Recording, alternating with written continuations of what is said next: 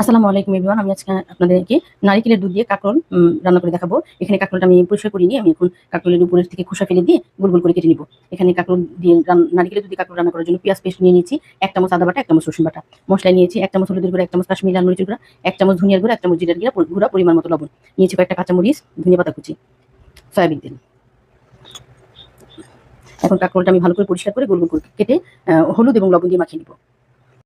উপরের খোসাটা ফেলে আমি এরকম করে পিস পিস করে কেটে নিয়েছি কাঁকরোলগুলো। এখন লবণ এবং হলুদ মাখিয়ে নিব। লবণ এবং হলুদটা মেখে নিয়েছি কাঁকরোলের মধ্যে।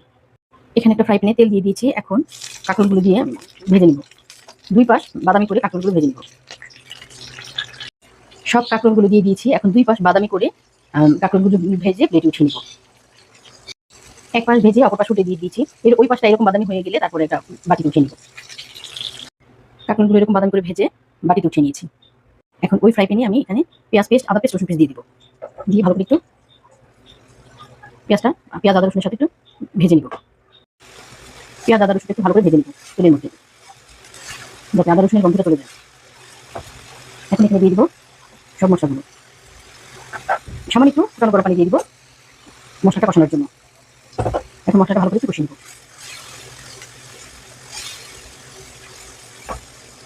মশলাটা ভালোভাবে কষিয়ে নিয়েছি। এখন এখানে ভেজে নেওয়া কাঁকরোলটা দিয়ে দিব। কাঁকরোলটা একটু মশলার সাথে ভালো করে কষিয়ে নিব।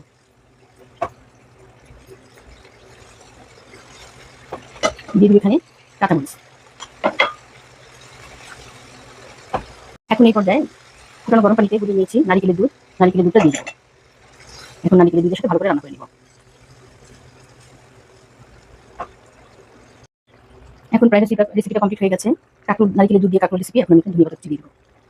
ধনিয়া পাতা কুচি দিয়ে 2 মিনিট চুলা রাখবো। 2 মিনিট পর আপনাদেরকে সার্ভ করে দেখাচ্ছি।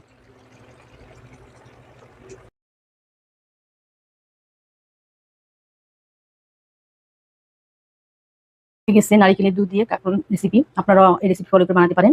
যদি এই রেসিপিগুলো আপনাদের ভালো লাগে তাহলে আমাকে সাপোর্ট করবেন এবং আমার নিত্য নতুন রেসিপি দেখার জন্য আমার পাশে থাকবেন। যারা আমাকে সাবস্ক্রাইব করেছেন তাদেরকে অসংখ্য ধন্যবাদ। আর যারা এখনো আমাকে সাবস্ক্রাইব করেনি, যদি আমার রেসিপিগুলো আপনাদের ভালো লাগে তাহলে আমাকে সাপোর্ট করবেন। আল্লাহ হাফেজ।